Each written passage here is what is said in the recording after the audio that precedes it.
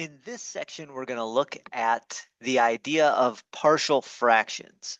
Now, partial fractions aren't explicitly to use in the context of integration, but we can use partial fractions very well in the context of integration. So we're going to look at the idea of partial fractions in the context of integration. So we want to start with what we know. And what we know is how to integrate things like u to the nth power, or 1 over u, or 1 over u to the nth power if u is linear.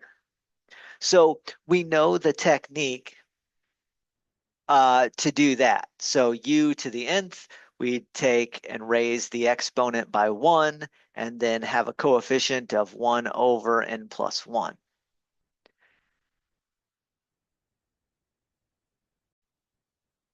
Let me just write that down. So we get 1 over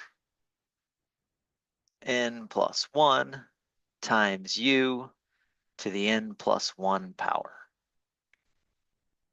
And then obviously tack on a plus c. And then if we were to integrate 1 over u with respect to u, that would be the natural log of u, again, plus c.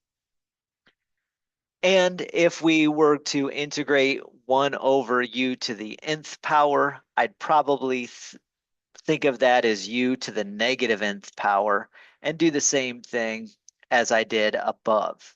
So add 1 to the exponent, we get an exponent of negative n plus 1, and then divide by that as the coefficient, 1 over negative n plus 1, and then tack on a plus c. Now, one thing I do want to mention is I use the variable u in these cases. And if you were to do this with any linear piece that acts like a linear u, let's take 1 over 4x minus 9, for instance, integrate that with respect to x. That's linear. And so that's going to be natural log of 4x minus 9. And then because we have that 4 out front, we would divide by a 4. Okay. So if we have coefficient of 4, we divide by a 4. If we would have had a coefficient of, let's say, 7, if it was 7x minus 9, I would have had to divide by a 7. Okay. And then obviously at the end, we have to tack on our plus c. But that's the idea. So we know how to do this with u to the nth power as long as we have a linear piece. And then if it is linear piece, we can just quickly divide by the coefficient of x. And that's basically just a u substitution with this one. So we know how to quickly do integrations that look like this.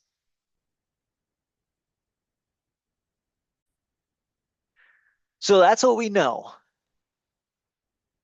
Now, the idea behind partial fractions is we're going to start with messy looking rational functions that we want to integrate. And then we're going to break those into nicer looking rational pieces. And those nicer looking rational pieces are going to look like u to the n, or 1 over u to the n, or 1 over u, where those u's are linear. Because then I know how to integrate. I know how to integrate these. So if I can sum up a bunch of nice things where these u's are linear, then we're good to go.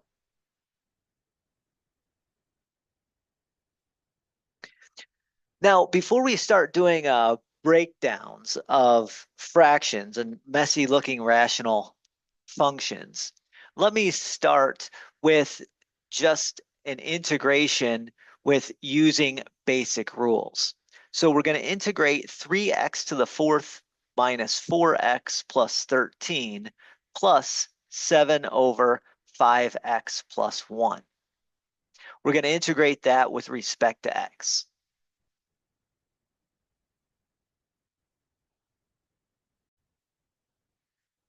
So this one is already set up in a way which coincides with these rules.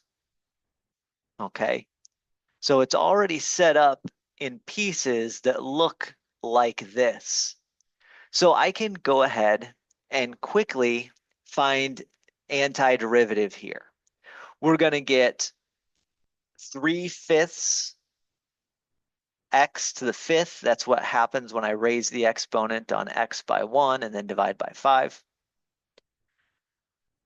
Minus 4/2, which is better called 2x squared. I'll write that 4/2 as just being 2. Plus 13x plus, well, the 7 can be factored out, and then I'd take natural log of 5x plus 1, and then I'd divide by the coefficient of x, which is a 5, so I'd get 7 over 5 times the natural log of 5x plus 1. Again, that works just like any other thing with a linear piece in the argument. Just divide by that 5. So we're always dividing by the coefficient of x here. And there you go. So that is a very nice integration to do because it's all set up in pieces which I can integrate fairly nicely using the rules that we know.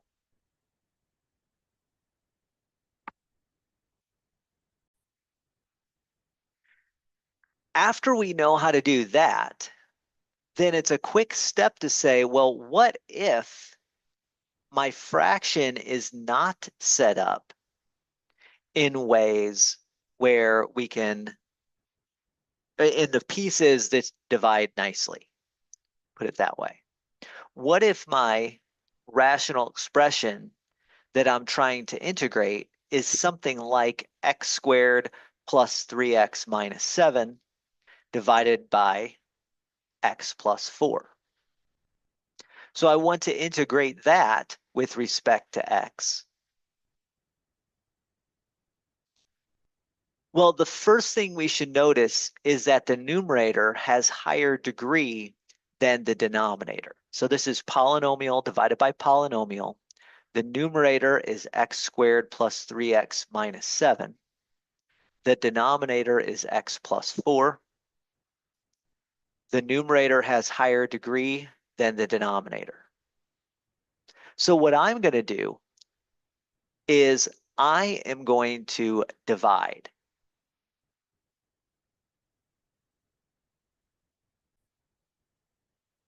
So I'm going to do this off to the side. I'm going to take x squared plus 3x minus 7, and I'm going to use either long division or in this case I can use synthetic division to divide by x plus 4. Okay. Hopefully you've done either long division or synthetic division. If you haven't done those in a while, I guess let me refresh that idea.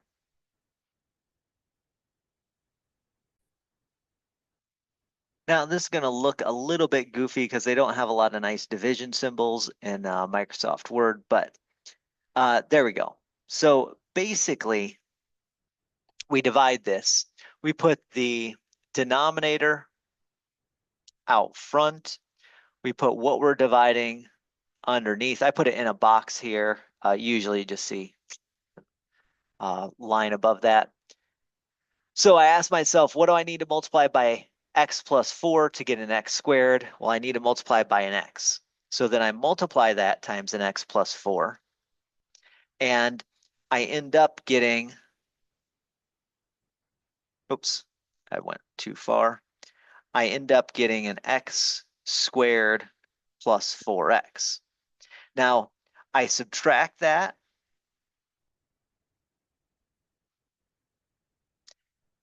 from this polynomial, and that is going to give me a new polynomial.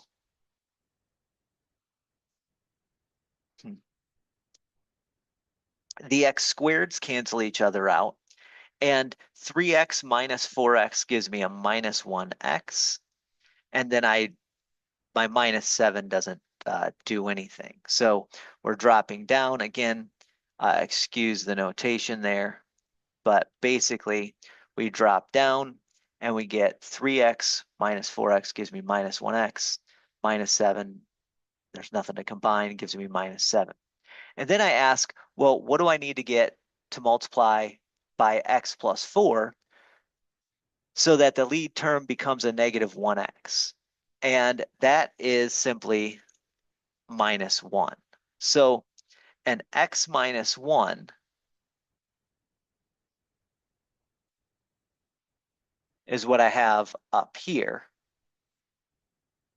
When I multiply the minus 1 times x,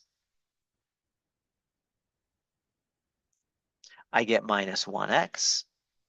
And then when I multiply the minus 1 times the 4, I get minus 4. Remember, I'm going to write that right underneath, and then I'm going to subtract. And then after I subtract, I end up with negative 7, well, negative 1, that's going to be plus 1, negative 1x plus 1x cancels out. Negative 7, and that's going to be a plus 4, gives me a negative 3. So I end up with a remainder of negative 3. So that's how to use the long division in that case. I know, again, it's fairly messy looking how I've done it. But each one of these things, often you probably see a line under that, or whenever you subtract, line under that whenever you subtract, something of that nature. So the point is,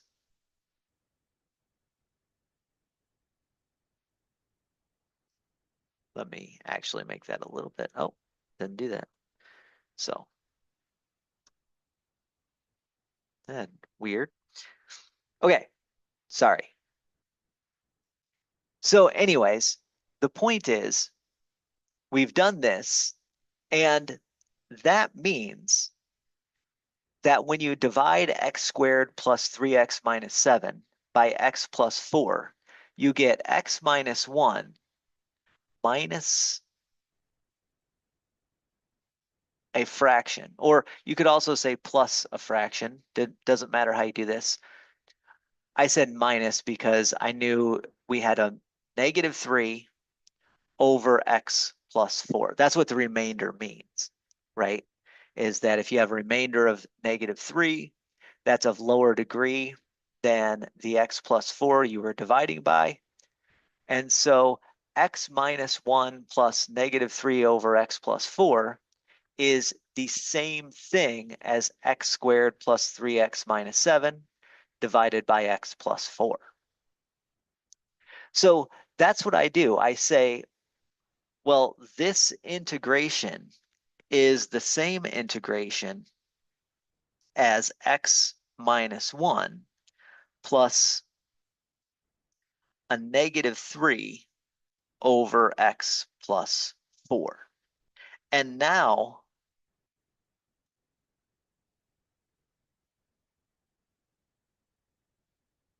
each of these terms, each of these 3 terms, matches up nicely with stuff I already know how to do.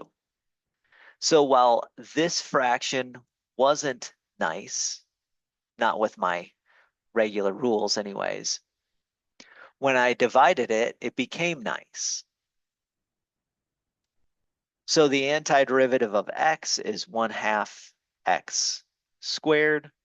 The antiderivative of -1 is just minus x.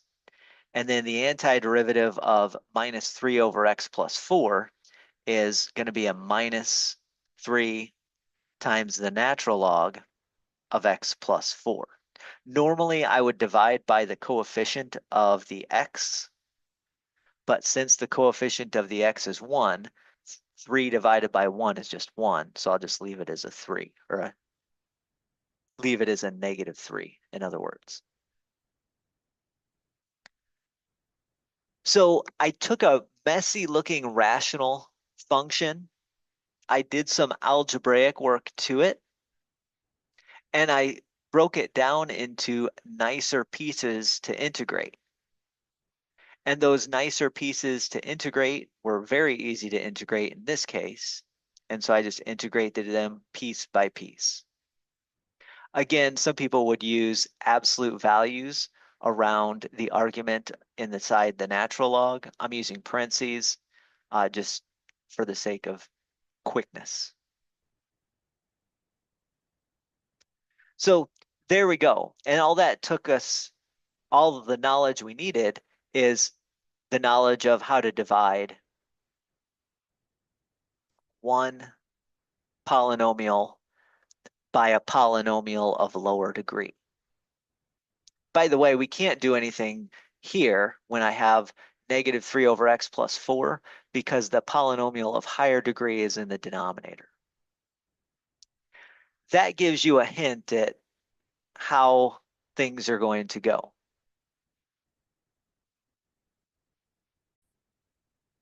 In example 1, we said if we had lots of different pieces that we could do individually, then we would do that. In example 2, we saw that if our numerator had larger degree than our denominator, then we can divide and break into nicer pieces. And we can always do that. If we have a rational expression where the numerator is of higher degree or equal degree than our denominator, then we can divide to create an expression with a polynomial piece out front plus a rational expression where the numerator is of lower degree than the denominator. Now, for this reason, for the next few examples, we're always going to start out where our denominator is of larger degree than our numerator. So we're going to have polynomial divided by polynomial. We're going to have a rational expression. And we're going to say the numerator has smaller degree. So we're always going to use those types of fractions because if I had ones where the numerator was of larger degree, I just divide out.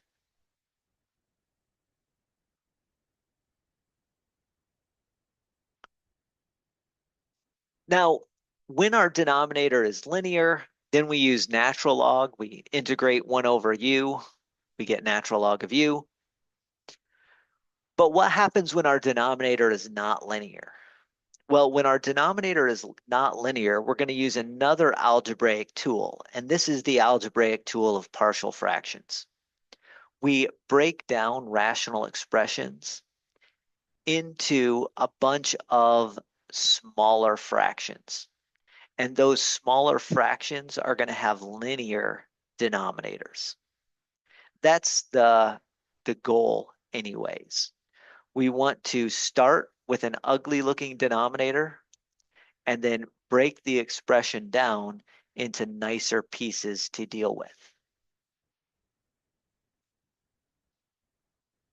Now, when we do this, the algebraic work that we're going to do is not long division, but it is going to require factoring our denominator. It's going to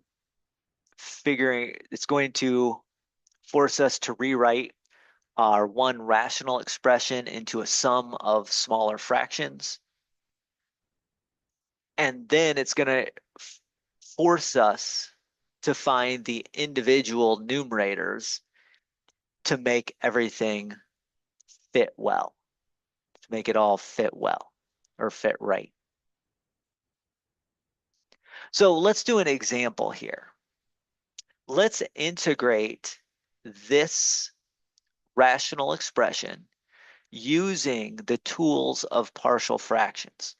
We're going to integrate the quantity x plus 1 divided by the quantity x squared plus 5x plus 6. So let me do that.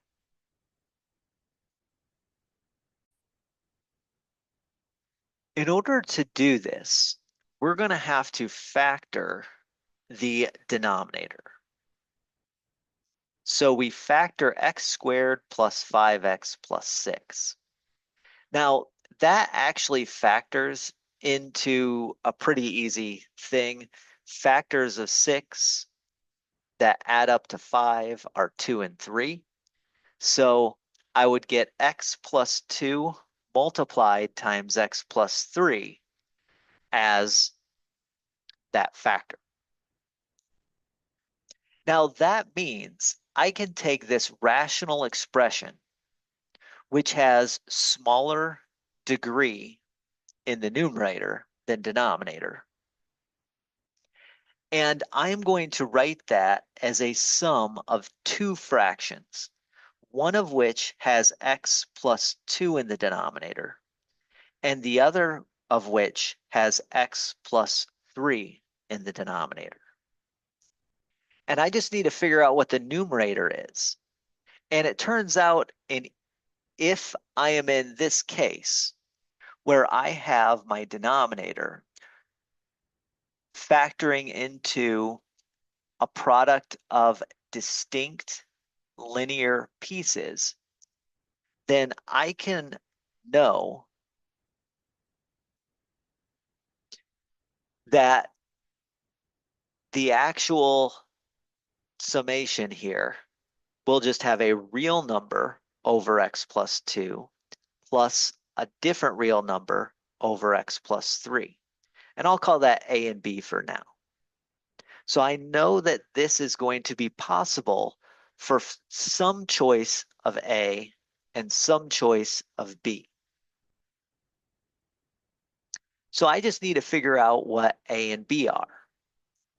What we would do is you would say, if this were possible, which it is, we know it is, then I could multiply both the top and the bottom by x plus 3 of this first fraction. Notice what I'm doing. I'm choosing x plus 3 because in this first fraction, the x plus 2 times the x plus 3 would give me this exact denominator. I'll do the same for the second fraction, and I'd say, well, what do I need to multiply x plus 3 by to get the common denominator of x plus 2 times x plus 3? The obvious answer is that I need to multiply x plus 2 on the top and bottom to get that. Now, all of the denominators now are the same after I multiply. X squared plus 5x plus 6 is equal to x plus 2 times x plus 3 is equal to x plus 3 times x plus 2. So that means my numerators have to be equal. The x plus 1 that I have on the left-hand side here has to be equal to a times x plus 3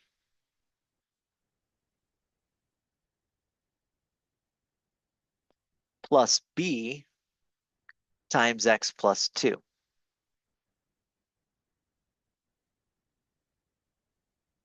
So basically, if the fractions have the same denominators, then the numerators have to be equal. And this may not look like a lot, but it turns out this allows me to find the a and the b. because this isn't actually, this is one equation and it actually can be rewritten as two equations. I'll show you how that works. Let's distribute the A and distribute the B.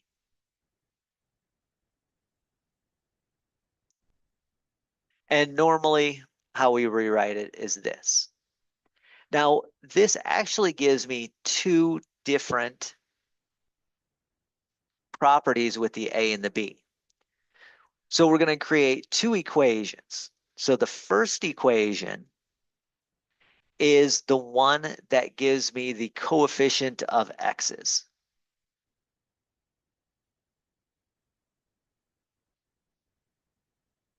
So the coefficient of x equation, on the left, the coefficient of x is 1.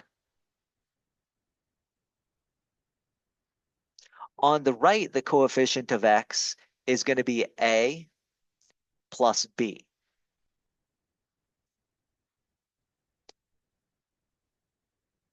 So a plus b together has to add to a 1.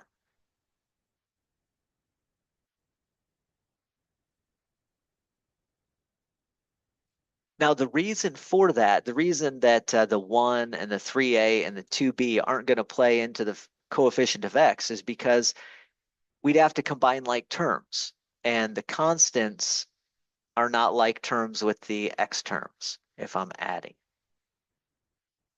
And that gives me a hint at my second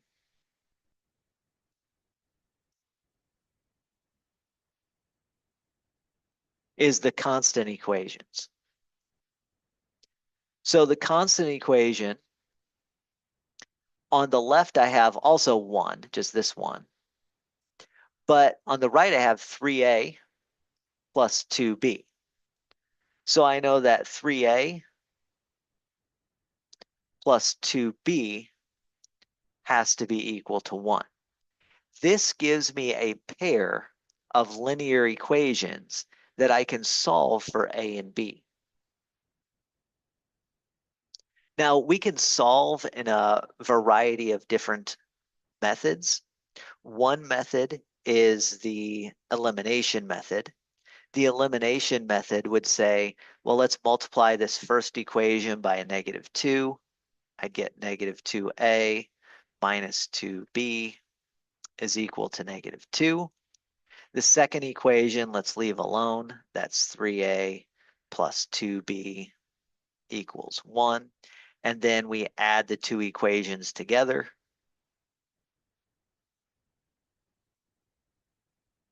And when we add those two equations together, we end up with 1a is equal to -1. So a would be -1. Then I'd plug it in to one of these. Doesn't matter which one, which equation. If a is -1, then b has to be 2.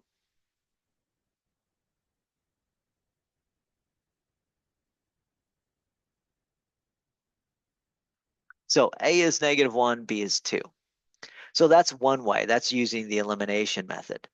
You could have also, if you rather than use the elimination method, you could have utilized the substitution method. You could have said b is equal to 1 minus a by subtracting a from both sides of the first equation. And then in the second equation,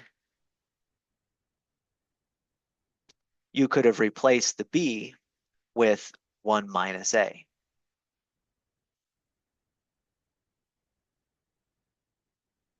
When you do that, you'd get 3a plus 2 minus 2a equals 1. And subtracting 2 from both sides and combining like terms would give you a equals -1. And just as before, you'd plug that in. If a is -1, you plug it into the first equation or the second equation, you'd get b is 2. So a is -1, b is 2. Yet another way you could have done this is with technology. And I like to do this a lot with technology. It gives me a real quick, easy way to do it. What I mean by technology is I would create the augmented matrix. You may not have seen this technique, but I would create an augmented matrix with the coefficients. So coefficient of A is 1, coefficient of B is 1, is equal to 1. So I get 1, 1, 1. That represents my first equation. My second equation gives me 3, 2, 1. I have to line up the A's in column 1, the B's in column 2, and the constants in column 3 there. So A, B, constant would give you 3, 2, 1 as your second row of the augmented matrix. Whoops.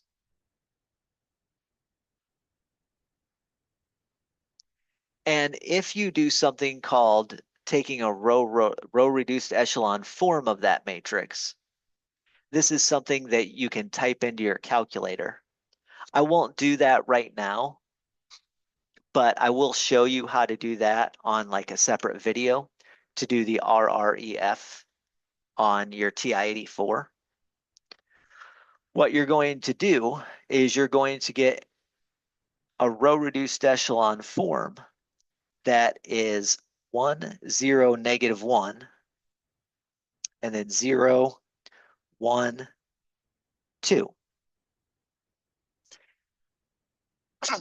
And so in augmented matrix world, that means that A plus 0B equals -1. In other words, A equals -1. And the second row now means B is equal to 2.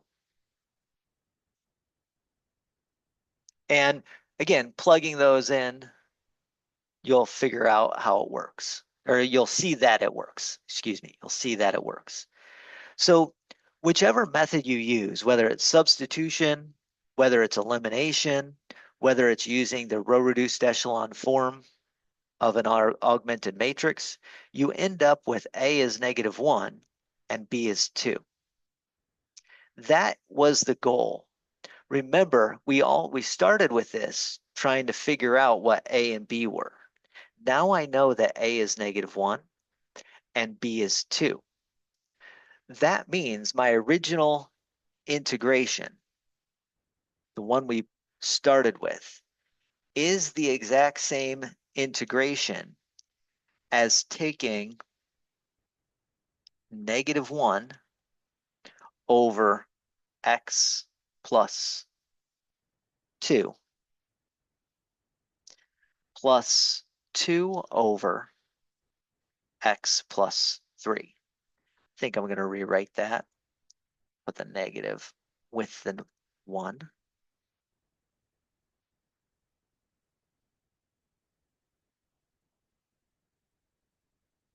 There we go. So a over x plus 2 plus b over x plus 3. Now we know what the a and b are.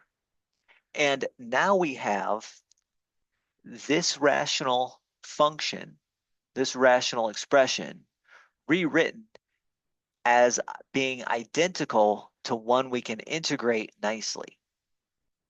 So we can integrate both of these parts really nicely using natural logs. Again, I'm going to use parentheses around the argument.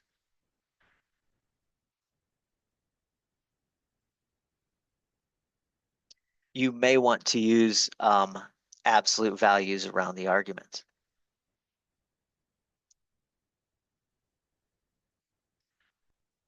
The antiderivative of -1 over x plus 2 is just -1 times the natural log x plus 2. The coefficient of x is 1, so we can divide by 1, doesn't do anything. When I factor the 2 out, you get 2 times natural log of x plus 3 as the antiderivative. Again, coefficient of x is 1, so when I divide by that coefficient, it doesn't change anything.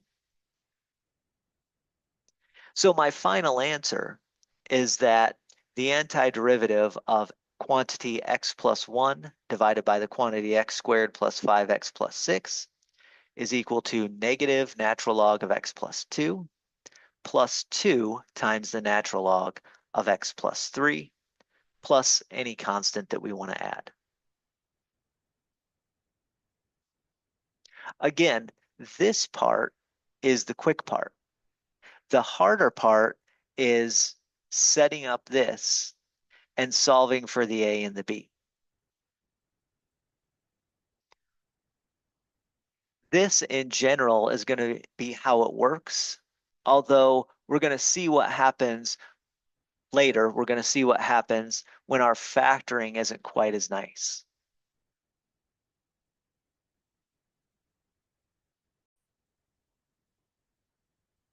Let's try another example. Try this on your own if you'd like. I'll give a couple of seconds and then I will start this as well. So you can push pause on the video if you'd like to try this on your own.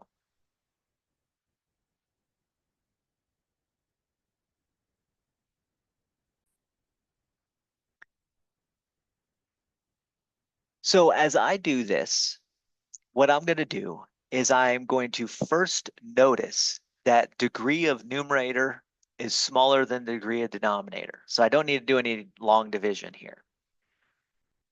And therefore, I start by factoring the denominator.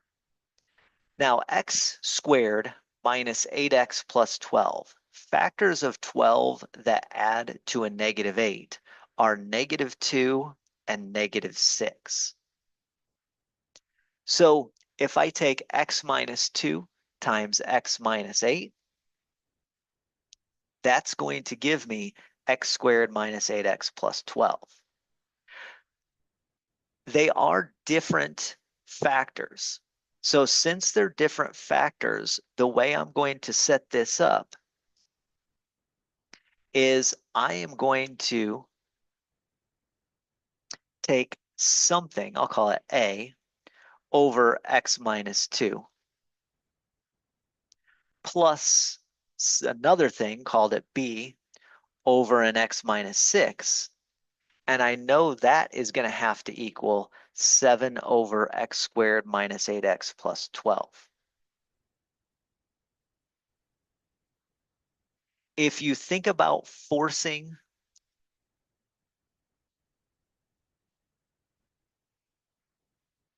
common denominators,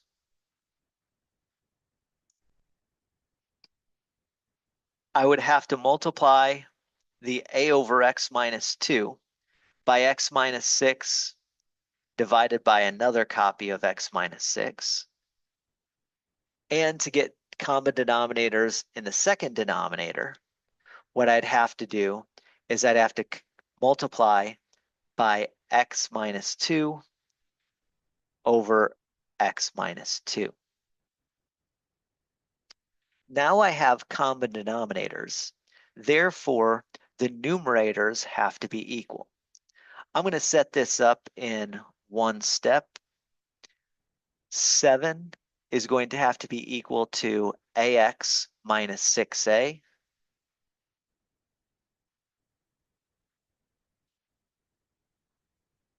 Plus bx minus 2b.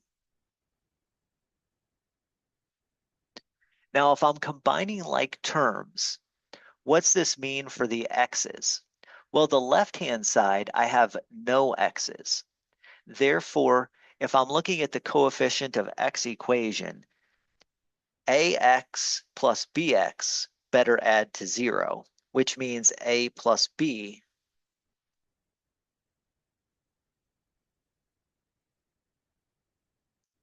better add to 0. With the constants, minus 6a minus 2b is going to have to add to 7.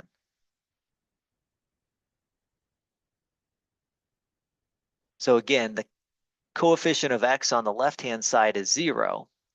So the coefficient of x on the right-hand side also has to be 0. That means A plus B has to be 0. Since the constant on the left-hand side is 7, then the constants on the right-hand side have to add to 7. So negative 6a minus 2b has to be equal to 7. If I'm using the RREF, I need to have coefficients of A in the first column, then coefficients of B in the second column, and then the third column has to be the equal to constants if I want to use the RREF. Now I'm going to do that. I'm going to go ahead and find the row reduced echelon form of this matrix. Like I said, I'm using my calculator to do that. You can do it by hand as well, but the quickest way is to use your calculator. If you don't know how to use your calculator to do that, I'll have the appendix video that I'll show you how to do that with.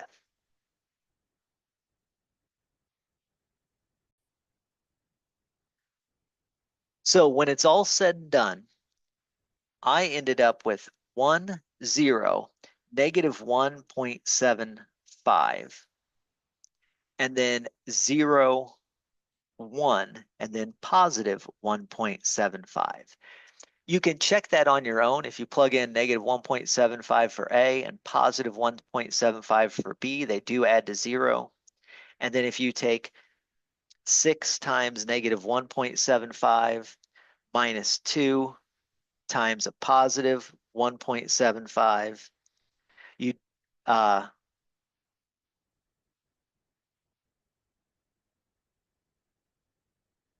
sorry, negative 6. So you do in fact get a positive 7 there if you plug those in. So short of this story is that A has to be negative 1.75 and B has to be a positive 1.75. Again, that's a lot of work, all to just figure out what the A and the B had to be. But now I know that. Now I know that this rational expression that I'm trying to integrate is the same thing, not can be written or is the same thing as a negative 1.75 divided by x minus 2. I think I'll put the negative in the numerator there. Plus a positive 1.75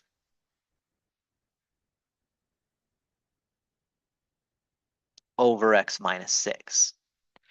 And those two individually are very easy to integrate. So the expression that I have here, 7 over x squared minus 8x plus 12, is equal to this one. And this one is easy to integrate. I get negative 1.75 times the natural log of x minus 2. Then I divide by 1. That doesn't do anything. Plus positive 1.75 times the natural log of x minus 6. And again, I divide by 1, but that doesn't do anything. 1 is the coefficient of x. So that's my answer. Now, if you want to write 1.75 as a fraction of 7 over 4, you can do that as well. 1.75 as a fraction is 7 over 4. So if you like fractions better than decimals, go ahead and do that. But the essence of it is just this.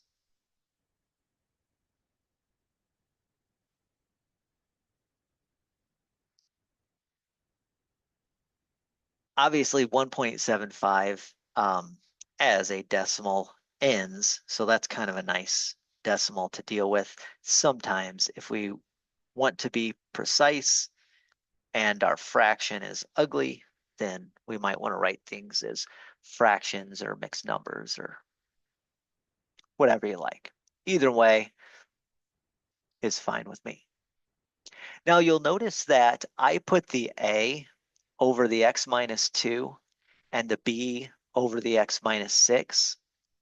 If you would have swapped those out, if you would have put the b over x minus 2 and the a over the x minus 6, then all of this work would have been just done in reversed, and the roles of a and b would have been interchanged, and so the numerical values for a and b would have been interchanged.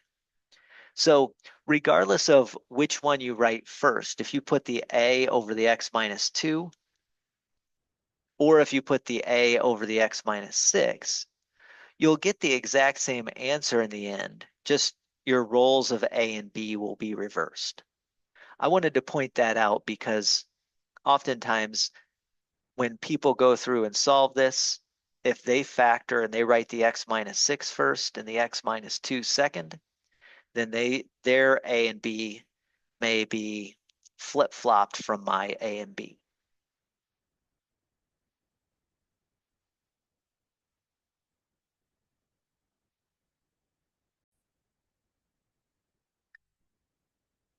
In example 3 and example 4, we were factoring a quadratic. In example 5, we have a cubic in the denominator. Our denominator is x to the third minus 4x, and our numerator is still of degree smaller than our denominator, so there's no division necessary. Now, if our denominator is x to the third minus 4x, then we still go about this in the same way, except our denominator is going to factor into 3 linear pieces instead of 2 linear pieces. Let's go ahead and do that.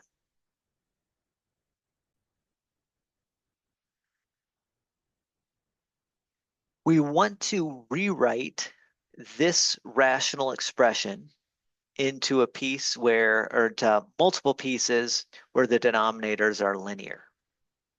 That requires us to factor the current denominator. Now, if I factor the current denominator, the first thing I'm going to do is factor out an x. I'll be left with x squared minus 4. That's a difference of squares. So I get x and then x squared minus 4 factored is an x plus 2 times an x minus 2. Doesn't really matter which one you put in front or what order you have that in, but that's what it is. That factoring tells us that we can rewrite this rational expression into a sum of 3 fractions. All of these are distinct linear pieces, distinct meaning different from each other. So I'm going to take something over a, I'll call that a over x, excuse me, something that's a over x, b over x plus 2. Let me put that in parentheses. And then I'll use a new letter c over x minus 2. This is different than the plus c we'll add on at the very end. So hopefully that doesn't throw you off.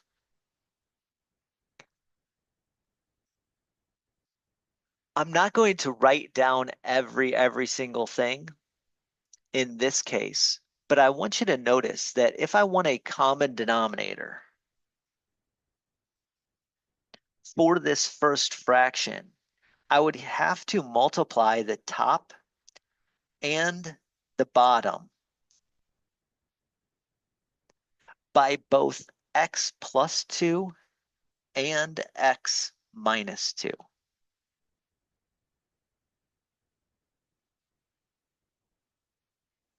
For this second fraction, I'd have to multiply the top and the bottom by an x and an x minus 2.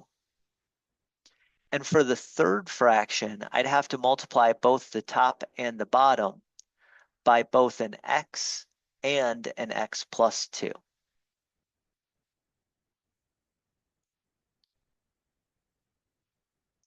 The numerators is what I'm going to set equal.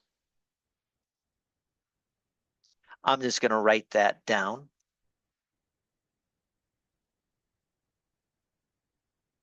I'll write it in the same order.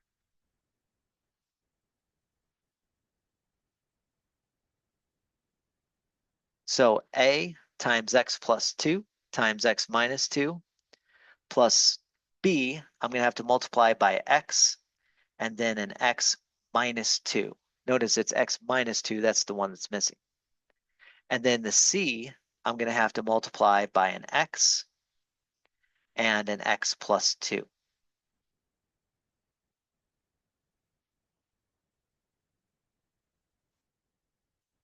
If I multiply that right-hand side out, well, the left-hand side, we'll just leave still. 5x squared minus 12x minus 12.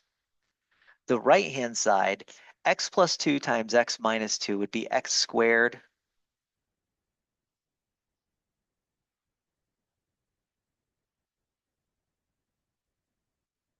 minus 4.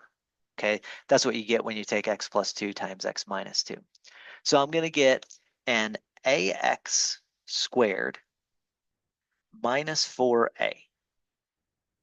When I multiply bx times x and then bx times negative 2, I get a bx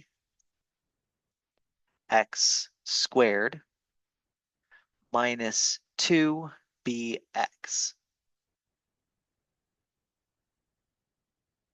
That's if I distribute. Bx times x is bx squared. Bx times negative 2 is negative 2bx.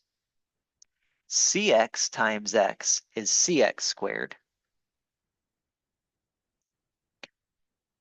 Cx times 2 is a plus 2 cx.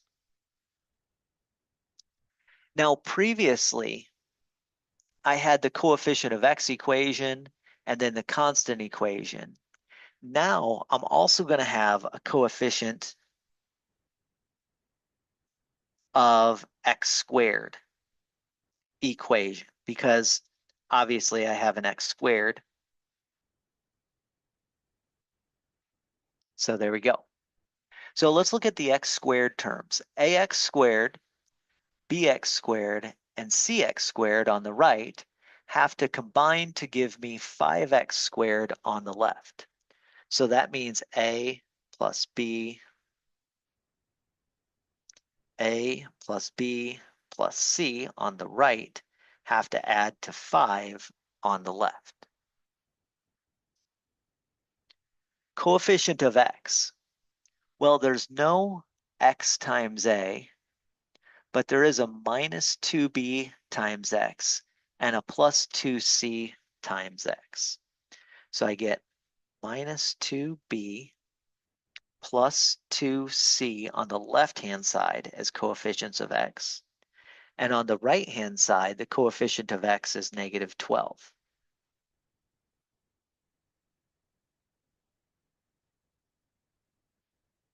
Lastly is my constant equation. On the right-hand side, that term has an x, that term has an x squared, that term has an x, that term has an x squared, that term has an x squared. The only term without an x or an x squared is negative 4a. And then that has to equal to negative 12, has to be equal to negative 12 on the left-hand side constant. This one is not too bad to solve on its own. You can see by that constant equation that A has to be 3. Then you could plug the A of 3 back in and solve for B and the C. But I think I'm going to still use the row reduced echelon form of a matrix. However, because I have 3 equations and I have 3 variables plus a constant, the way my matrix is going to look is it's going to look like a 3 by 3 with another, well, I should say It's going to have 3 rows.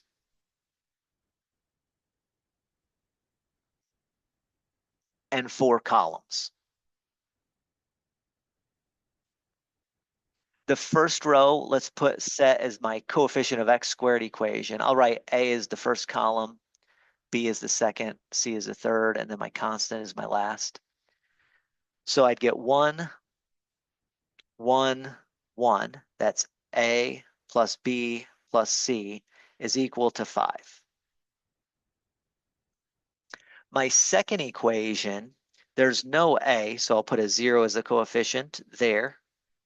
Negative 2B plus a positive 2C equals a negative 12. And then my last row is going to be from the constant equation, negative 4A plus no B plus no C equals negative 12. And then I'm going to put all of that into my calculator and have my calculator put that in RREF.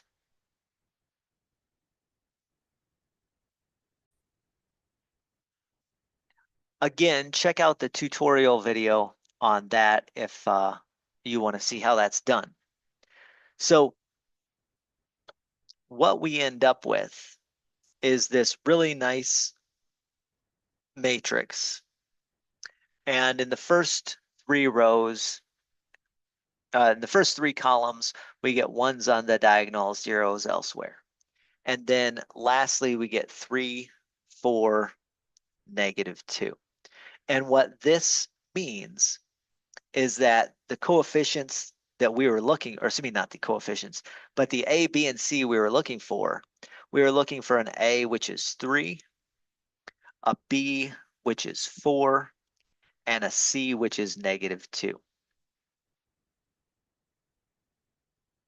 Again, that's a lot of work, but all of that work is going to pay off in my integration. So I go back up here and I say, I know this rational function can be rewritten as A over X plus B over X plus 2 plus C over X minus 2. And now I know that the A that I want is a 3. The B that I wanted was a 4. And the C that I wanted was a negative 2. Now again,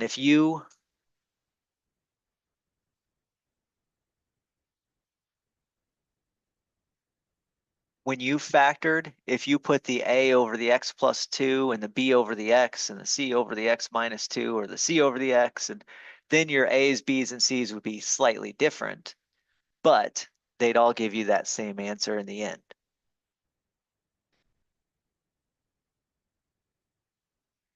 Each of these pieces I can integrate very quickly.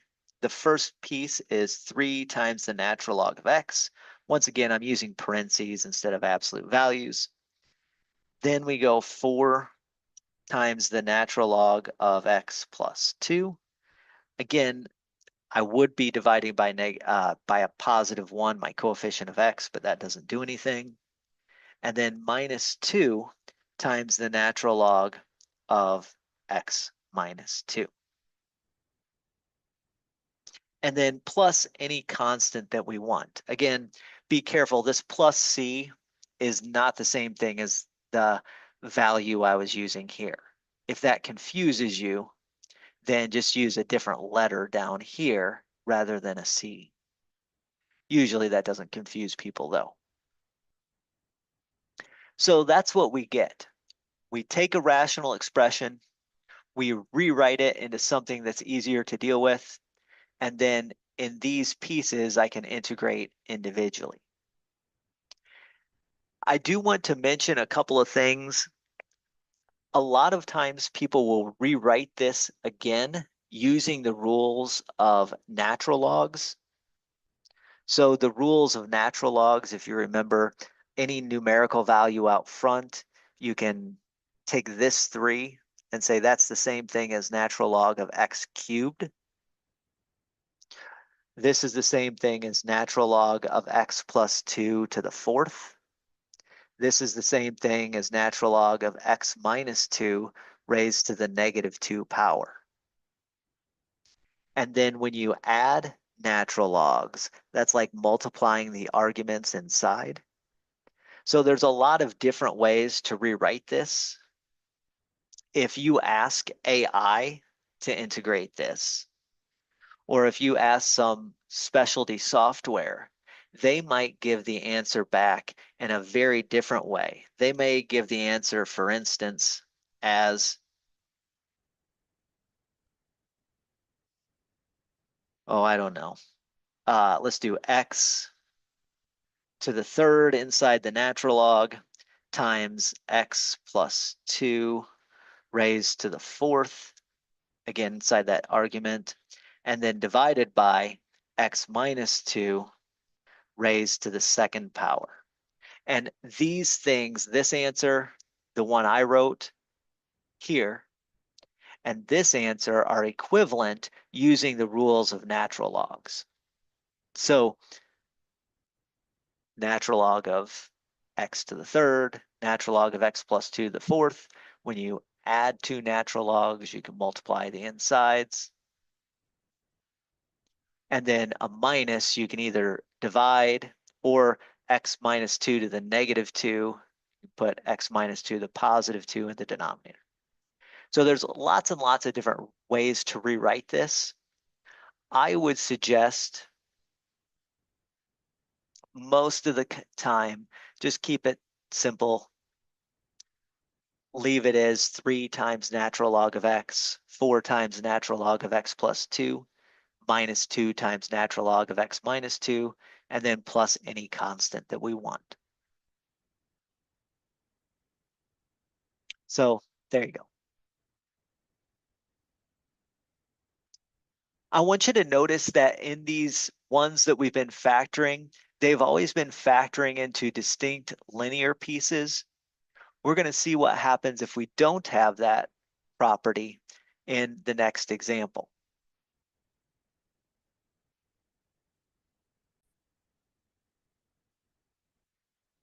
Okay, let's integrate this by using partial fractions.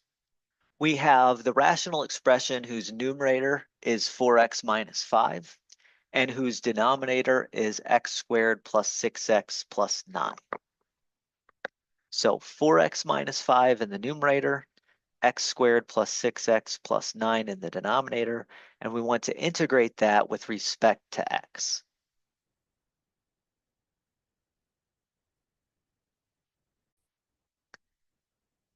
In this case, our denominator of x squared plus 6x plus 9 factors, but factors into linear pieces that are the same. In other words, we're going to get x plus 3 times another copy of x plus 3.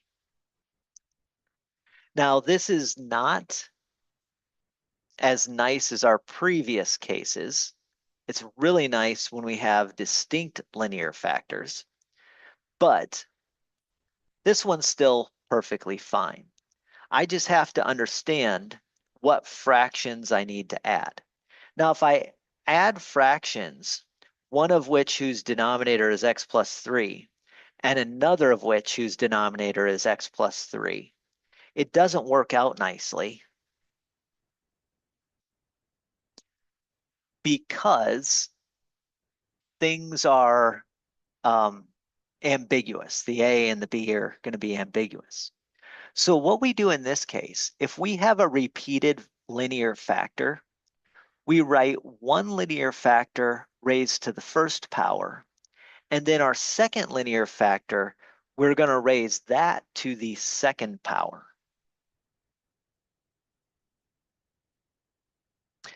Now we're going to put an a over in the numerator of one fraction and a b in the numerator of the other fraction.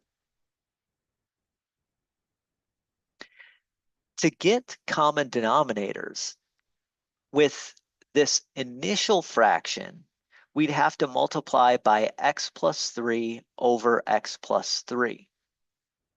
So that means my numerators, oh,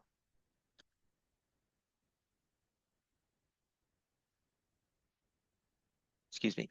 So my numerator here of 4x minus 5 is going to be equal to a times the quantity x plus 3.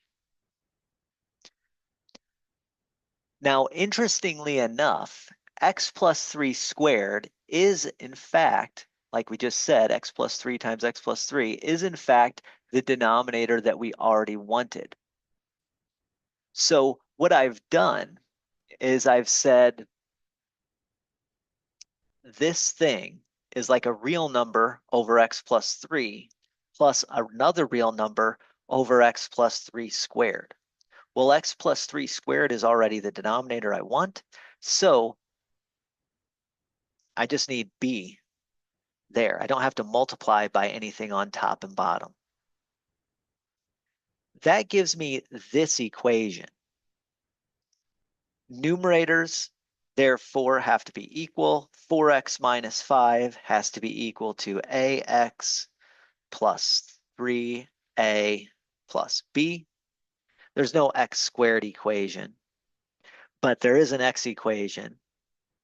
In this case, notice that there's only one term with an x on the right-hand side. That's ax. And one term with an x on it on the left-hand side, that's 4. So a has to be equal to 4 is what I get from the coefficient of x equation. Excuse me. The constant equation, I have 3a plus b, 3a plus b on the right-hand side. On the left-hand side, I have -5.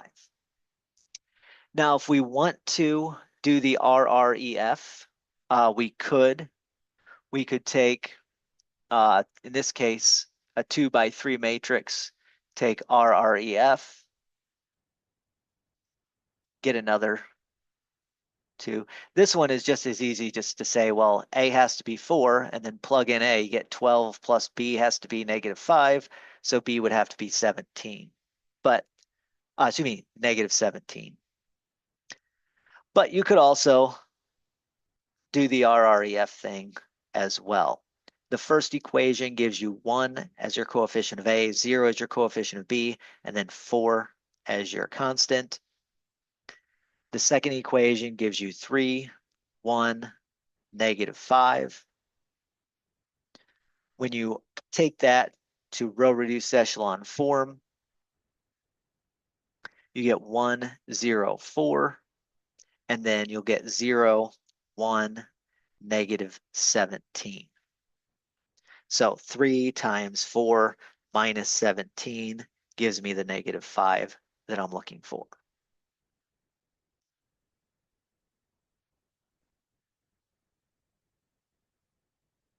Now we're ready to integrate. Like I said, because of factoring, I knew what was going to happen.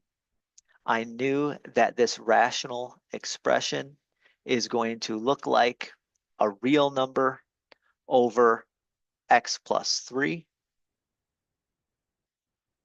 plus another real number over x plus 3 squared.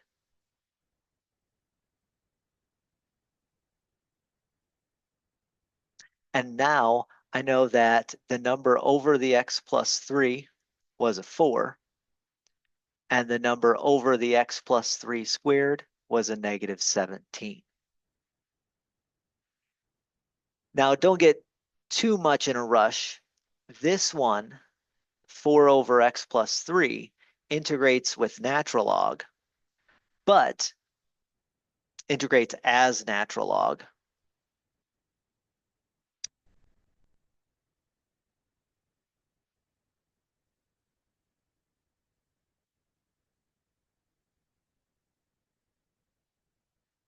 But the other one, I'd probably rewrite as negative 17 times x plus 3 to the negative 2 and use my rule of exponents there, meaning raise the exponent by 1 and then divide by the new exponent. So what I would end up with is 4 times natural log of x plus 3 minus 17 times x plus 3. When I raise the exponent by 1, I get a negative 1. And so I'd have to divide by negative 1. So I'd divide that 17 by a negative 1.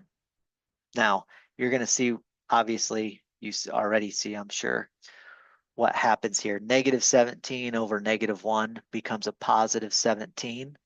And if you want to think of this x plus 3 to the negative 1 in fraction form, that's usually a good thing to do as well. We're going to get 4 times the natural log of x plus 3 plus, if I write it in fraction form, this is going to be a positive 17 divided by x plus 3 to the first power. So just cleaning that up a little bit makes it 4 times natural log of x plus 3 plus 17 over x plus 3 to the first power. So that's how that works. And again, the whole thing hinges upon understanding this rewrite. Understanding that if I have linear factors repeated, then I can do a over the linear factor to the first power plus b over the linear factor to the second power.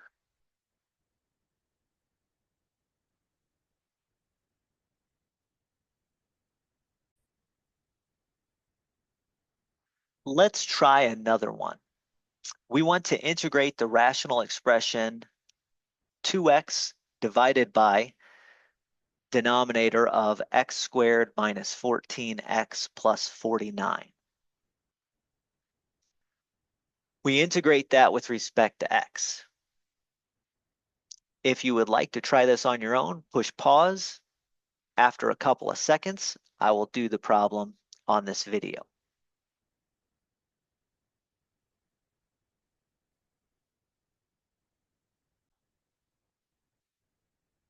So let's do this. Denominator x squared minus 14x plus 49.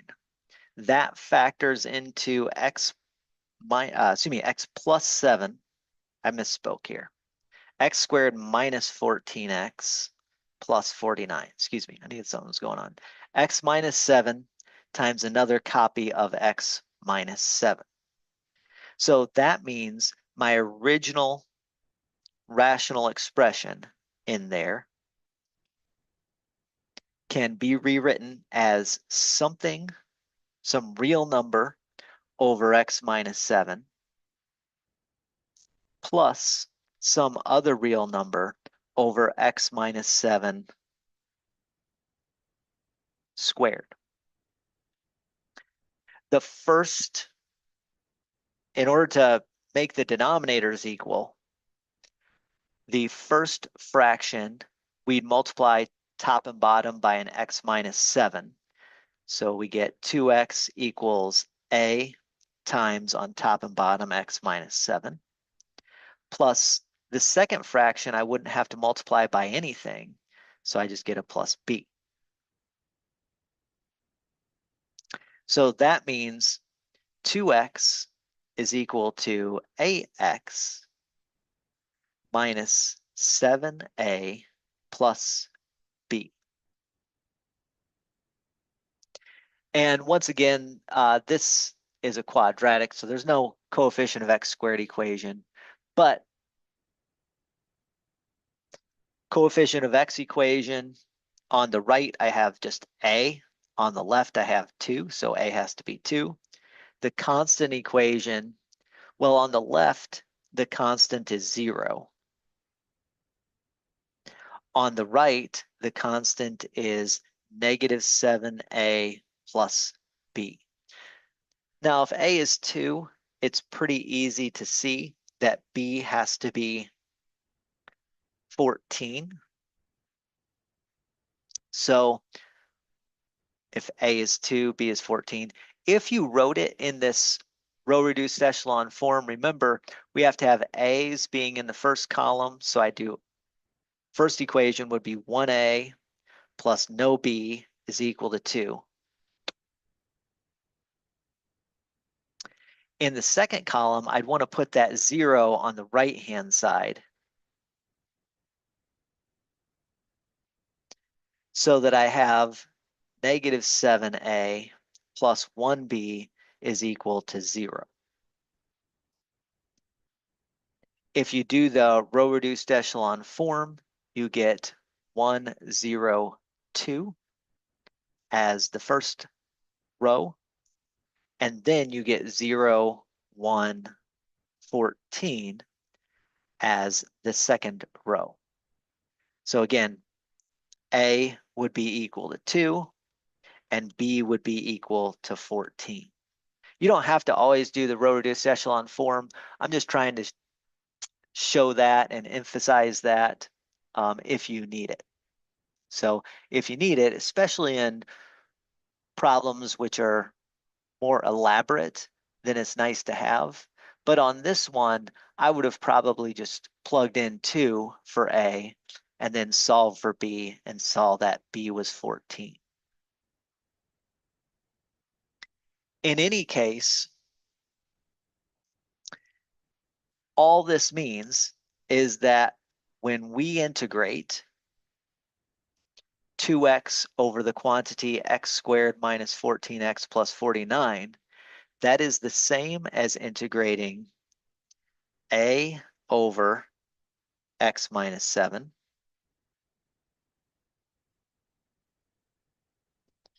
plus b over x minus 7 quantity squared. And again, we saw that a needed to be 2 and b needed to be 14 from our work down here. And that's all being integrated with respect to x. Usually I rewrite this. I know even if some of you can do it in your head, that's perfectly fine if you can do it in your head. 2 over x minus 7 plus 14 times x minus 7 quantity to the negative second power. That to me is easier to integrate. I always like the rewrite. So now we integrate 2 times natural log of x minus 7. I put in parentheses, but a lot of people put those in absolute value. In fact, it's more proper to put those in absolute value, but I know I have to plug in positive numbers in the natural log. And then what we're going to get when we add 1 to the exponent, we're going to get x minus 7 to the negative 1. That's going to be x minus 7 in the denominator. Oh, hit the wrong button. X minus 7 in the denominator. That's x minus 7 to the negative 1. Then we divide by negative 1. 14 divided by negative 1 is a negative 14. And then we can tack on any constant that we'd like. So this is our final answer. Again, you can put plus a negative 14. You could put the minus out in front. If you want to call this natural log of x minus 7 squared because you want to take the 2 in and use some powers of natural logs, some power rules on natural logs, you can do that as well. But this is what you end up with. 2 times natural log of x minus 7 minus 14 over x minus 7 plus any constant that we want. That's the antiderivative of this rational function.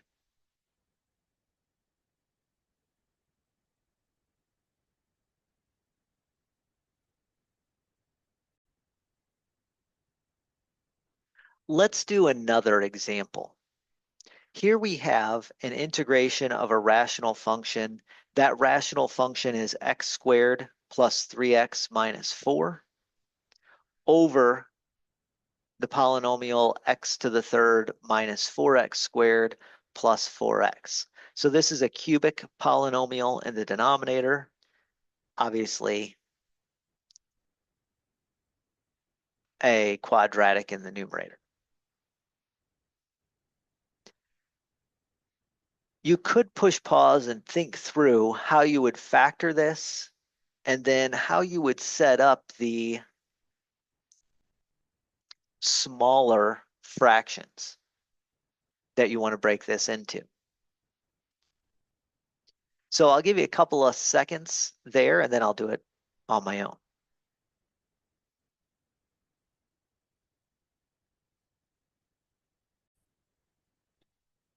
So if you want to try it, obviously, hopefully you've pushed pause, work it out on your own, but I'm going to try it. I'm going to do it on my own now.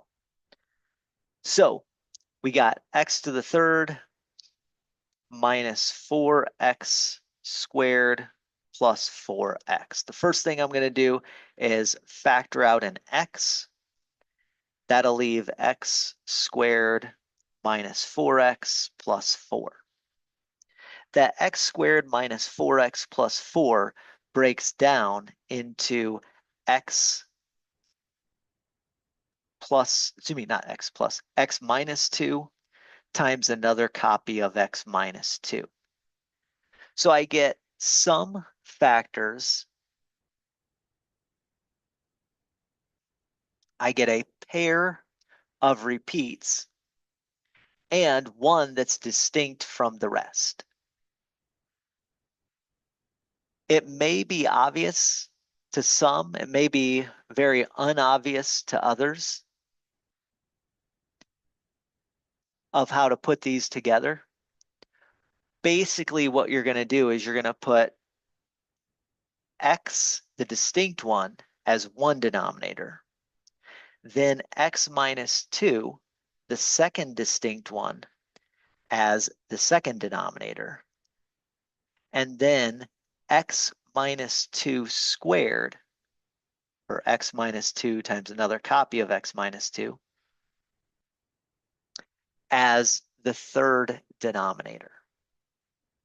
Now, you don't have to put them in that order, but you need all three of these. So if you wanted to put the a over the x minus 2 and the b over the x minus 2 squared, by all means, you can do that. Whoops. So we get these three fractions, and whichever one you want to put the numerator of a on, that's fine. Whichever one you want to put the numerator of b on, that's fine. Whichever one you want to put the numerator of c on, that's fine. So we have three fractions, and now I would want to make sure the numerators match up. Now, if I'm forcing numerators to match up, that means I'm forcing common denominators.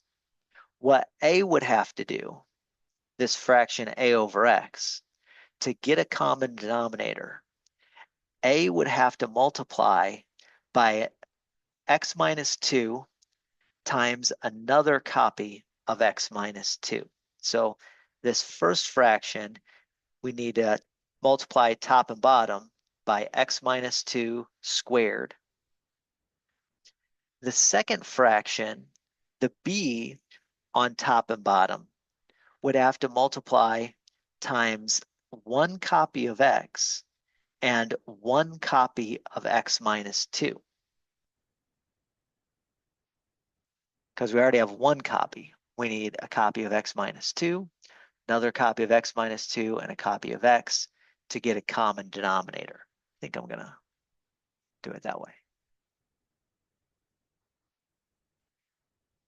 And for my last fraction, this c would have to multiply times x, and I would have to multiply x by top and bottom to get common denominators.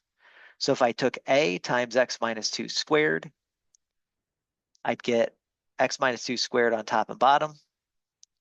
I'd get that. B times x minus 2, and get that as my numerator. C times x would give me that as my numerator. I'll multiply this out.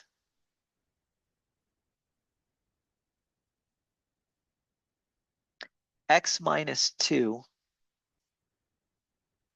squared is x squared minus 4x plus 4. When I multiply a times everything, actually, let me go ahead and I'll do another line. When I multiply this x, this x times 2, I get b times x squared minus 2x. And then obviously plus cx, I don't have to do anything with that. So the numerators, we're getting x squared plus 3x minus 4 on the left-hand side. The right-hand side, I have ax squared minus 4 times ax plus 4 times a plus bx squared minus 2 times b times x plus c times x. Oops, that's a lowercase. I should have put a capital. There we go. Hopefully that makes sense. Now, the coefficient of x squared equation. We have ax squared and bx squared on the right. There's no cx squared, just cx. So a plus b is going to have to be equal to 1, since ax squared plus bx squared has to be equal to x squared. So a plus b has to be 1.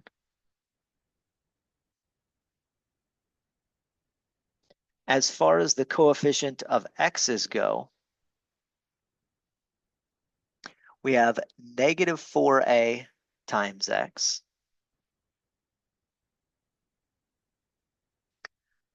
minus 2b times x plus c times x. Those are all the x terms. Negative 4ax minus 2bx plus cx has to add to the other side, which is 3x. So has to add to 3. So negative 4a minus 2b plus c has to be equal to 3. My constant equation, on the left we have negative 4. The only constant here is 4a. So we get 4a equals negative 4.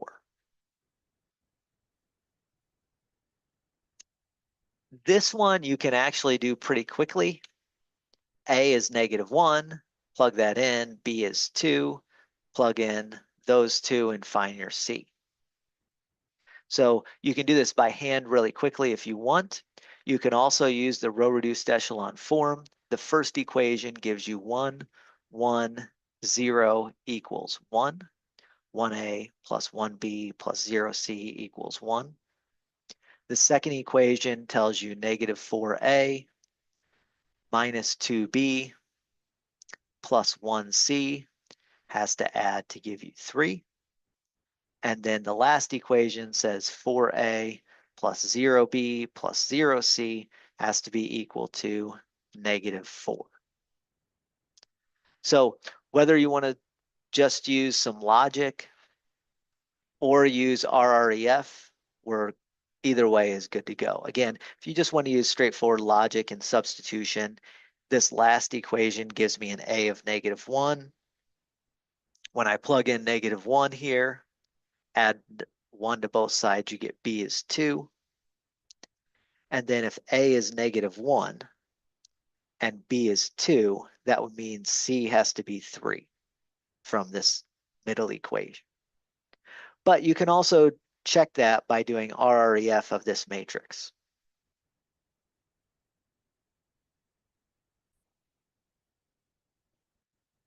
If you did do RREF of that matrix, the first 3 by 3 piece would give you zeros and then ones on that diagonal. And then you would get -1, 2, and 3 as your last column. So we're saying A is -1, B is 2, and C is 3. So a long process in order to get the A, B, and C correct. But now that we have the A, B, and C correct, we can say our original integration was the same as integrating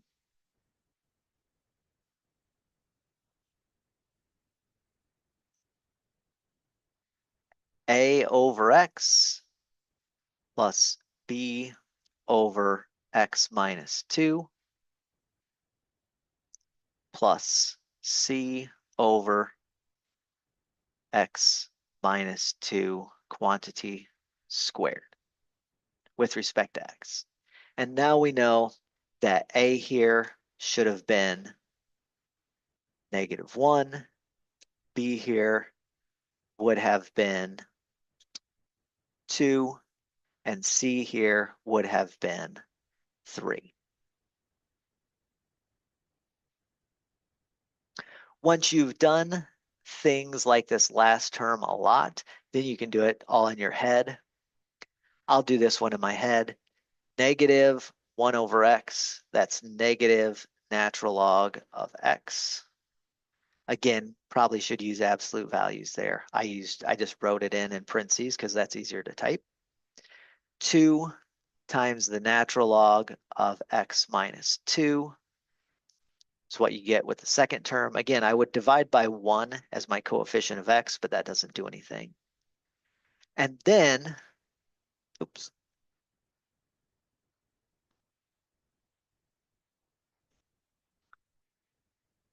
What you would do is you'd call this thing X plus 2 to the -2. When you add 1, you'd get X minus 2, X minus 2 to the -2. You get X minus 2 to the first power in the denominator.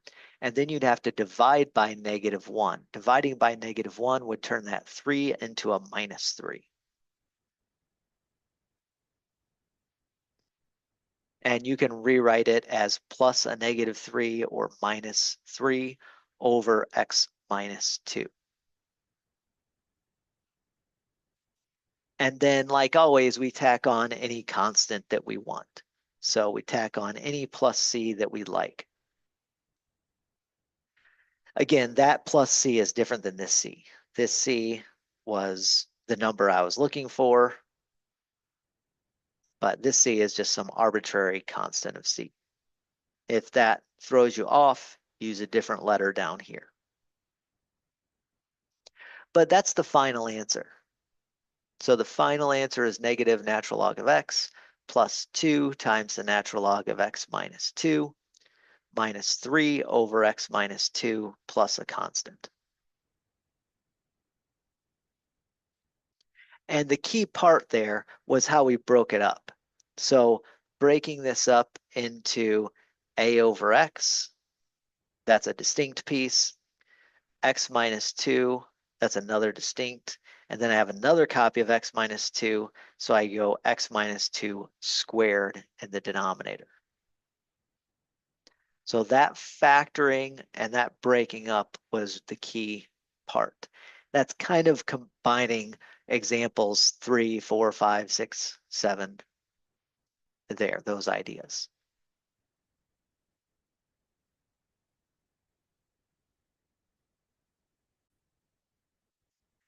Now let's do another example here where we want to integrate using partial fractions.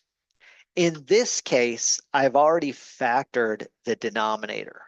I've factored it into X minus 1 times x squared plus 1. And the numerator is going to be an x plus 3. So I want to integrate this rational fraction whose numerator is x plus 3 and whose denominator is x minus 1 times x squared plus 1.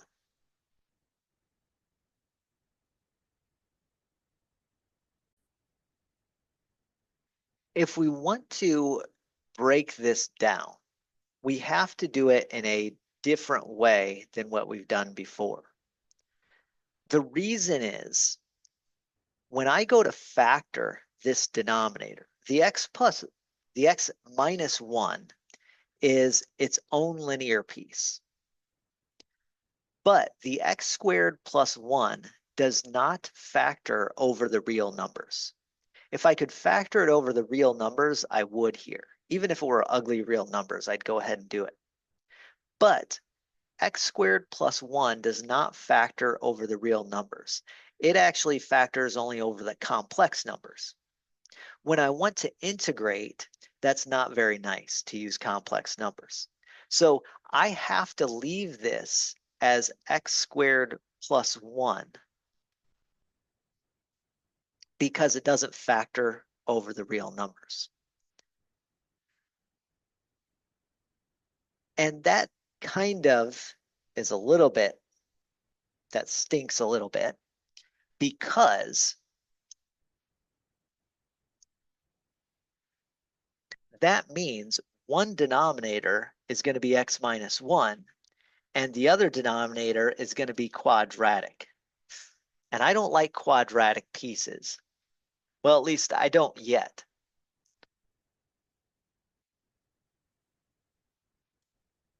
So here's what I do. A linear distinct piece, I just put a real number on top. If I have a quadratic piece, what I have to do is I have to put a linear piece on top.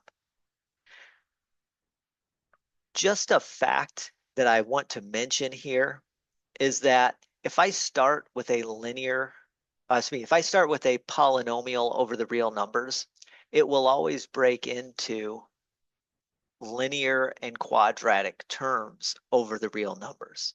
So if I do need a quadratic, if I do need this, I don't ever have to do this with a cubic because I can always break down a cubic.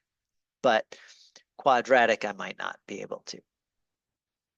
So in order to get a common denominator, for this first fraction, I'd have to multiply top and bottom by x squared plus 1. So I'd take the a and I'd multiply that by x squared plus 1, and then obviously the denominator I'd multiply by x squared plus 1 too. So top and bottom of this first fraction by x squared plus 1.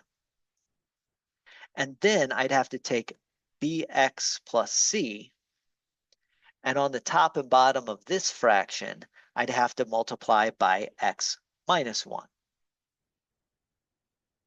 Be careful when you do that. You have to do a distribute. This is multiplying two polynomials. So you have to distribute. The left-hand side numerator becomes x plus 3. That's what it always was. The right-hand side numerator would become ax squared plus 1a plus we get bx squared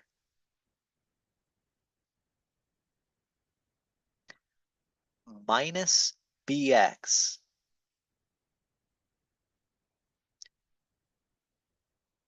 plus cx minus c.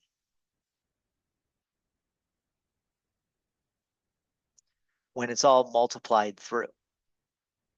The coefficient of x squared, I have a plus b on the right-hand side.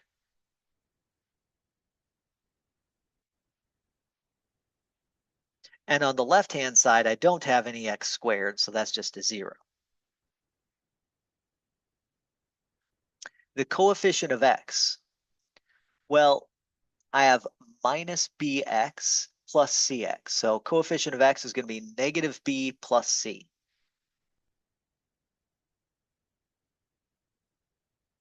And then equal to 1 on that side. For the constant equation,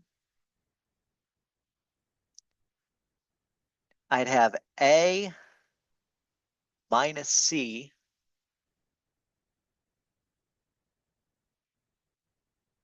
on the right-hand side, and I'd have equal to 3 on the left-hand side.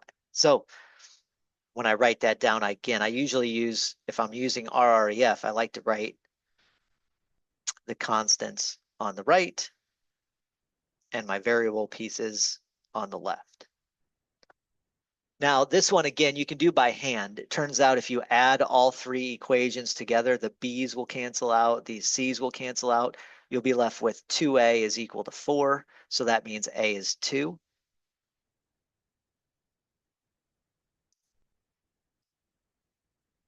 If a is 2, then based on this, a plus b having to equal 0, b would have to be negative 2.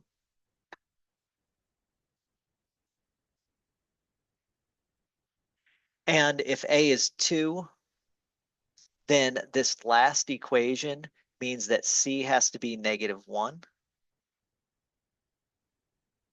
You could have also plugged in negative 2 here and then saw c has to be negative 1 in the second equation as well.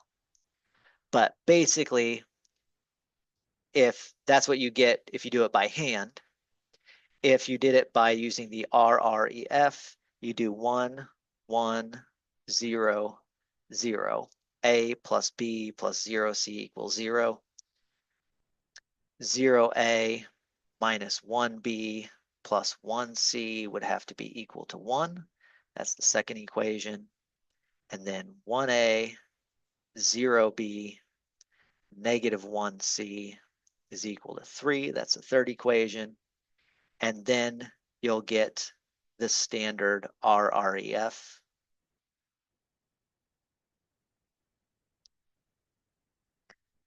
Takes longer to type in than anything. And the RREF would say A is equal to 2, B is equal to negative 2, C is equal to negative 1.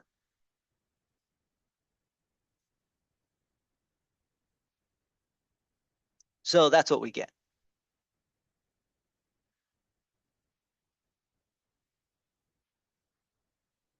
So what that means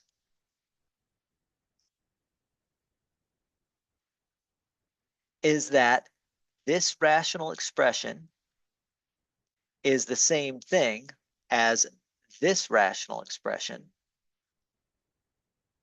where A is 2, right? A is 2, B is negative 2, C is negative 1.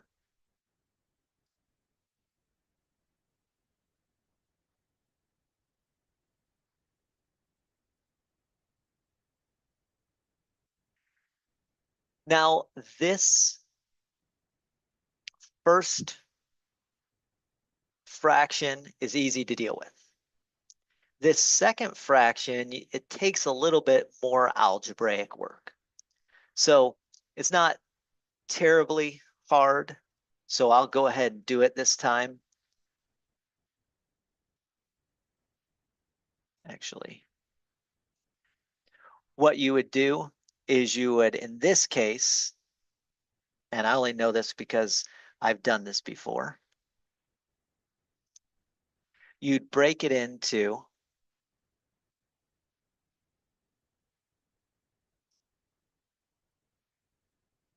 these three pieces, okay?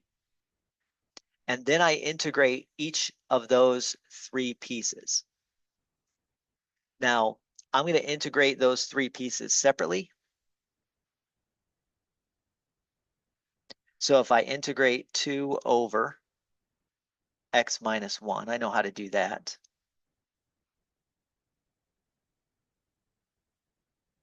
That's going to be using natural log. Then I'm going to integrate negative 2x over x squared plus 1. That's going to be easy using just a standard u substitution. And then I'm going to integrate negative 1 over x squared plus 1. That is what we do with a trig substitution. We use a trig substitution for that. In fact, we've done this one before. This one is the one that's going to be the most difficult. So just again, u is going to be equal to x squared plus 1. Then my du dx exchange, du is going to be equal to 2x and then multiply. So 2x dx. So notice what we get is 1 du over u. So I'm going to get negative the natural log of u, which is x squared plus 1. So I'm going to write that down, sorry. So now that we've integrated, I'll integrate this first piece. That first piece is going to be 2 times the natural log of x minus 1. I'm arguing that this second piece, with just a simple u substitution on this middle piece, we get negative natural log of u, and our u is x squared plus 1. So negative natural log of u, and then replace the u with an x squared plus 1. I don't have to even put absolute values because x squared plus 1 is always going to be positive. And then this last one, well, that is going to be more complex. That's going to be done using a trig substitution. However, we actually already did this in the last section. We did this exact same integration in the last section. So let me just remind you of that.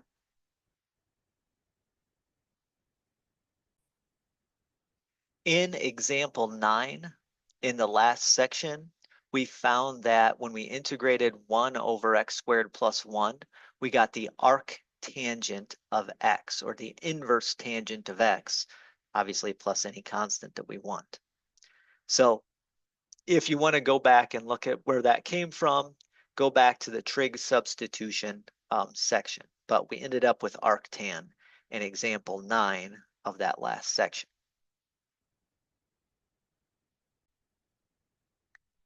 So that means this third integration is simply minus the arctangent of x. And then obviously we always have to tack on plus any constant that we want. Once again, there's a lot of different ways to rewrite these first couple of natural logs, but I always, if I can, keep it as simple as possible. So first one is just a standard natural log integration. Second one is a u substitution integration. Third one is a trig substitution, and you get arctangent, or the inverse tangent if you'd rather write it as inverse tangent.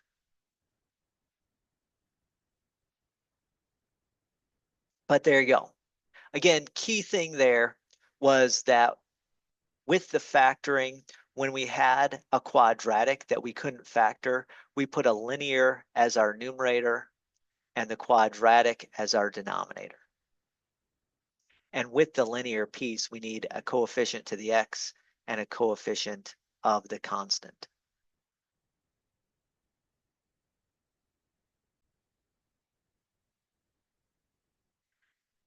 Now we can do lots and lots of really tough fractions and tough rational expression breakdowns if we want. So we're not going to go through the entire solving process in these next couple of examples. Instead, let's just focus on how we would break the fraction up if we wanted to integrate using partial fractions. So what if we had this, and x squared plus 2 times another copy of x squared plus 2 in the denominator? X squared plus 2 as a quadratic does not factor over the real numbers. It's also imaginary. So it factors over the complex numbers, but doesn't factor over the real numbers. But we also have 2 copies of them. So what would we do if we had 2 of the identical copies of quadratics that did not factor?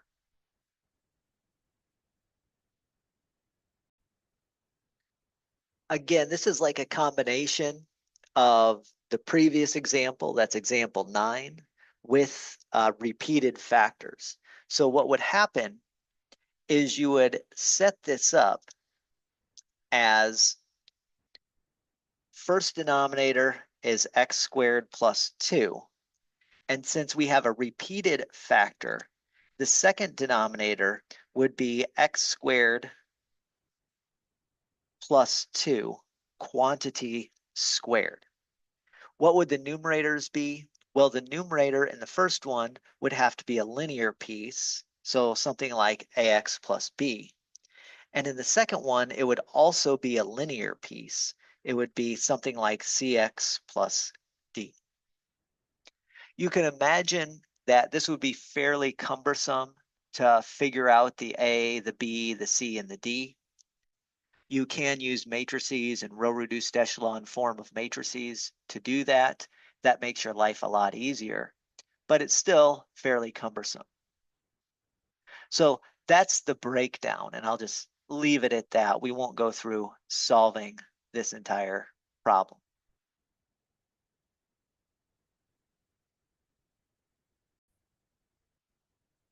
Let's do another. Let's take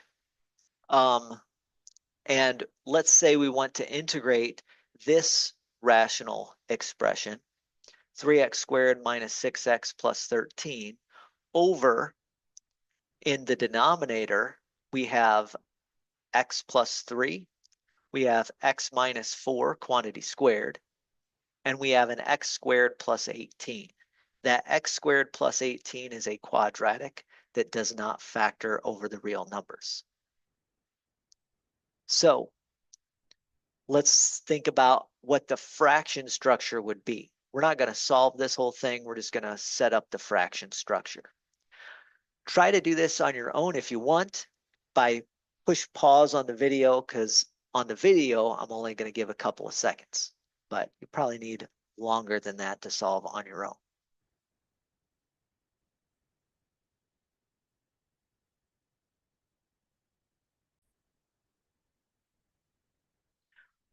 All right, so let's do the breakdown.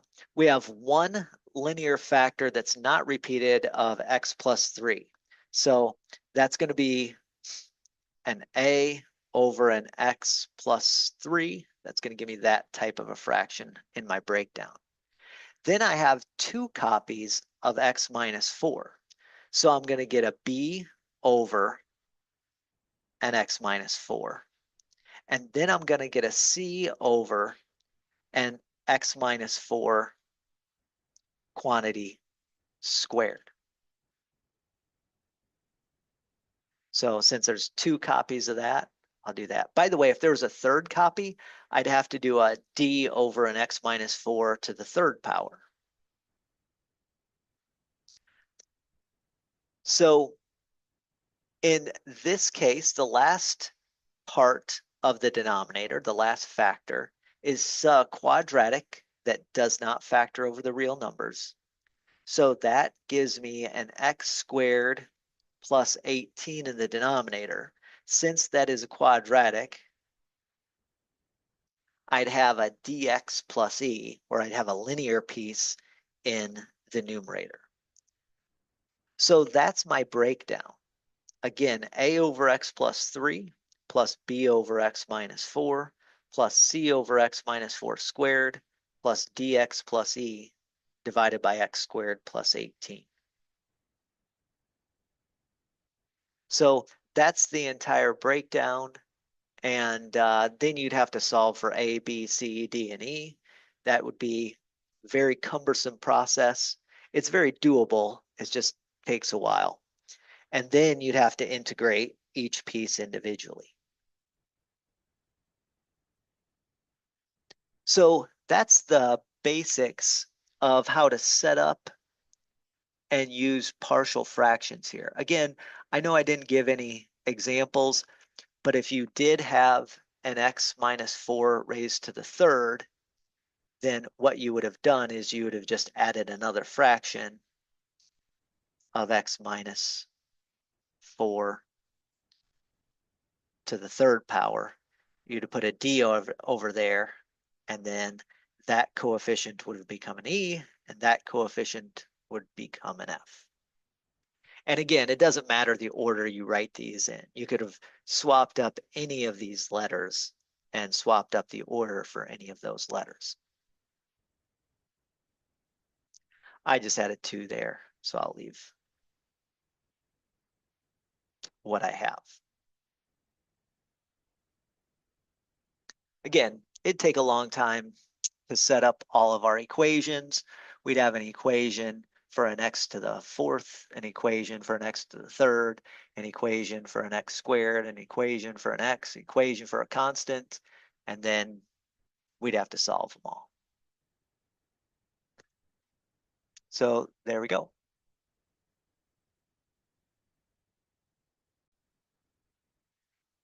So that being said, something like this example, like example 11, you probably wouldn't get on a homework problem to do completely. You could get what's the breakdown, but you may get something like example 7 or example 4 on your homework. Those are pretty, example 3, those are pretty standard partial fraction type problems. And like I said, don't forget, from example 3 and beyond, we always started with denominator higher degree than our numerator. The reason we did that is because if we ever start with a higher degree or equal degree in our numerator, then we can divide and get polynomial piece plus rational piece. And the rational piece is what I'd have to use my partial fractions technique on. So that's the idea of partial fractions. And that ends this section.